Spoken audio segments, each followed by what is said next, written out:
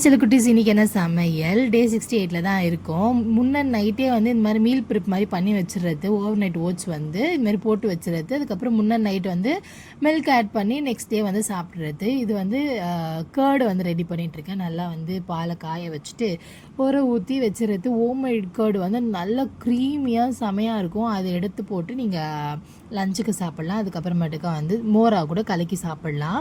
நான் வந்து இன்றைக்கி டிஃபனுக்கு என்ன எடுத்துக்கிறேன் அப்படின்னு பார்த்தீங்கன்னா, கருப்பு கவுனி அரிசியில் புட்டு செய்யலாம் அப்படின்னு சொல்லி பிளான் பண்ணியிருக்கேன். ஸோ வந்து லைட்டாக ஊற வச்சுட்டு அதுக்கப்புறமேட்டுக்கு அதை எடுத்து நல்லா காய வச்சுட்டு மிக்சியிலேயே போட்டு நல்லா அரைச்சிடுங்க. அரைச்சிங்கன்னா நல்லா பவுட்ரு மாதிரி வரும். ரொம்பலாம் பவுட்ரு மாதிரி வராது. நிறைய அரைக்கும் போது நீங்கள் மிஷினில் கொடுத்து அரைச்சி வச்சிட்டிங்க அப்படின்னா நம்மளுக்கு தேவையான குவான்டிட்டிக்கு எடுத்து நீங்கள் வந்து அதை மிக்ஸ் பண்ணி புட்டு வந்து ரெடி பண்ணிக்கலாம்.